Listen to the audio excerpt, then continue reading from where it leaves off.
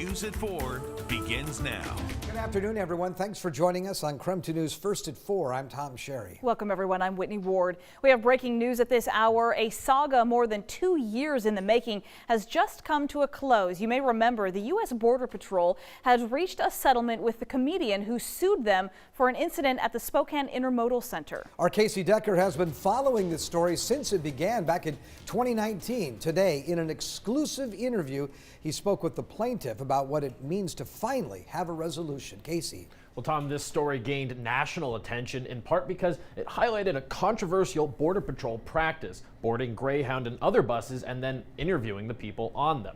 To recap, in 2019, Mohamed El-Sheikh was a Portland-based comedian at the time on his way back from a show in Pullman. Border Patrol agents got on his bus and started asking people questions. They pulled 4 people off that bus, including El-Sheikh, who's an asylee from Libya. El-Sheikh says they then demanded his papers and then accused his of being fake when he presented them. He says the agents were hostile and none of the 4 people they interrogated were white. They eventually let him back on the bus, but El-Sheikh says the confrontation has stuck with him ever since. I just felt like not feeling like I'm not safe anymore. Throughout the past year, I tried not to even get a speeding ticket, or a parking ticket. I was just like, I'm trying to avoid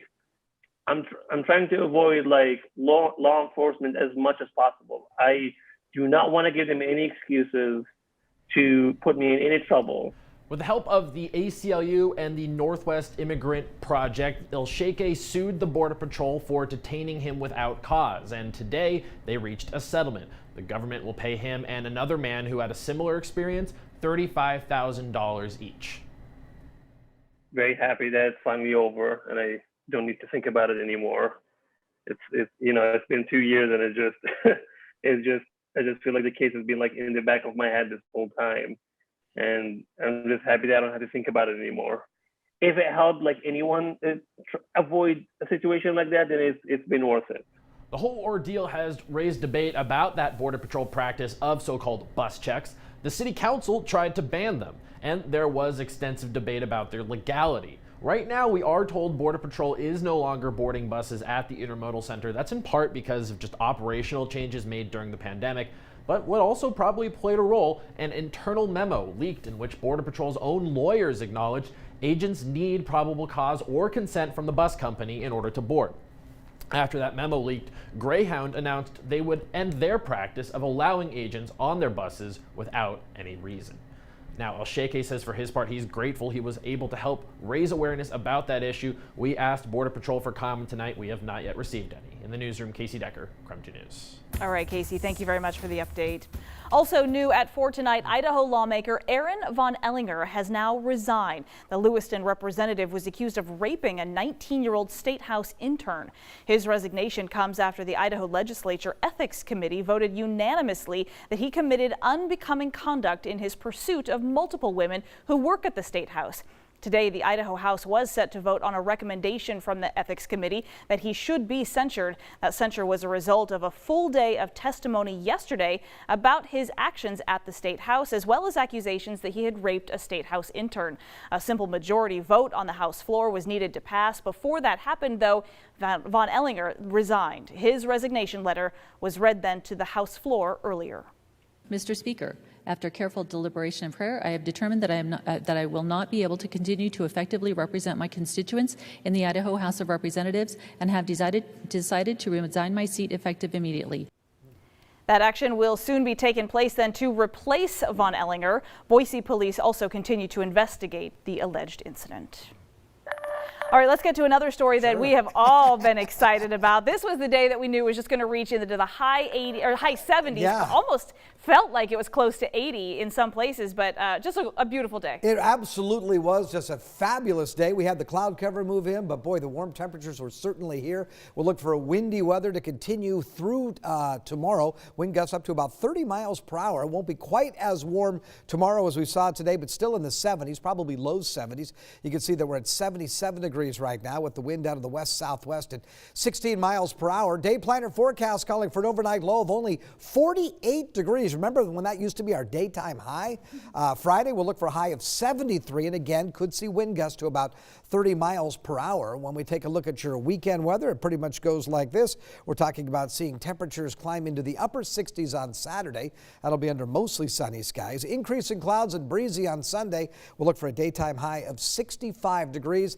Keep in mind the average high this time of year is 61, so we're still trending above average. Well, with today being the warmest day of the year so far, it's the perfect day to get outside and enjoy the warmth. And that's exactly what a lot of people in Spokane are doing. Our Regina On is live now. She's outside enjoying this fabulous weather. Where are you at, Regina? Yeah, Tom, so I'm at a place called Discovery Park. It's a new discovery for me as well because it's up here at Spokane Valley. Absolutely beautiful. I love this park. Kids are running around. It's so fun. A little bit of cloud and a little bit of wind, but I think the kids are enjoying it and parents are too in shorts and t-shirts. Don't ask me why I'm wearing all black. I have no idea, but let me show you a little bit of this park, which is so cool here. This is the Discovery Playground, and there's actually really cool events happening in just about a week. There's a splash pad, which is gonna operate April 14th, and it actually has two small shelters here outside the playground perimeter fencing, and also it is dog friendly as long as they are on a leash. Set times 10 a.m. to 12 p.m., 1 to 3, 4 to 6.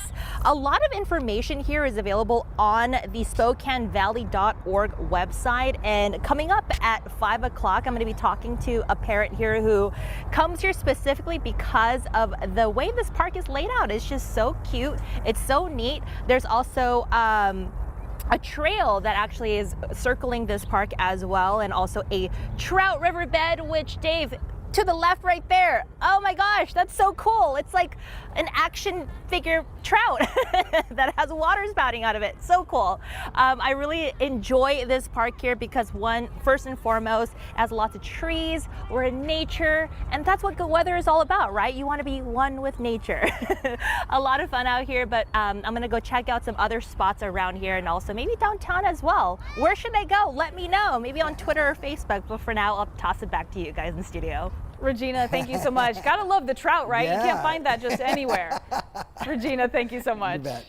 All right, here's another story that we are tracking here at this hour. Governor Jay Inslee has announced Washington now in the midst of a fourth wave of coronavirus infections. Cases are going up again. So take a look. You're going to see here the case counts that are dating back to March of last year. Not as early or not nearly as bad as it was in December and January. Still, the governor warns it is headed in that direction. The governor says a big reason behind this latest spike is a new series of variants. They are more transmittable and more dangerous, especially to young people.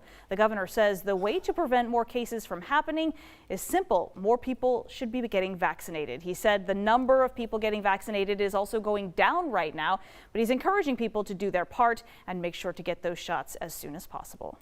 Well, Tuesday is when the governor will be announcing what counties in Washington do not meet the state's qualifications to stay in phase 3. So let's break down the Washington counties that are at risk of falling back into phase 2. If your county is colored in the dark blue, that means you're at risk of facing more restrictions soon. The darker regions are not meeting phase 3 guidelines, and that includes Spokane County. They could go back to phase 2 next week. The Washington Hospitality Association says cutting capacity to 25% will dramatically hurt businesses and employees. The association also said about 100,000 workers who were laid off during the pandemic are still believed to be out of work. Well, coronavirus hospitalizations are climbing here in Spokane County as the area experiences that uptick in COVID-19 cases. Spokane Regional Health District is reporting right now there is less space in hospitals than there was at the beginning of the winter surge. Hospital bed occupancy is above 80%, but the State Department of Health, their goal is less than 80%. However, we do want to note that the percentage of beds that are occupied by COVID-19 patients is below the state's goal of 10%. In the meantime, doctors are working around the clock in Republic tonight after a super spreader event infected close to 100 people with the coronavirus. It's about 10% of the town's population at least. And it has forced many local businesses there to simply shut down. They just don't have people to work right now. Many are just homesick or are at least in quarantine. Most of the new cases have been traced back to a recruiting event that was held here just a few weeks ago at the Eagles Club in Republic. Several people reached out to us saying that event was at least in part in protest of COVID restrictions. So I took that question straight to the head of the local Eagles chapter. Was it a COVID protest of any kind? No, not at all. Not at all. This actually started the Friday before our event. We had a membership drive. And the Friday before, every Friday, we usually have a dinner up here. Somebody showed up that night at our poker table, and a couple days later, I find out everybody at that table was sick.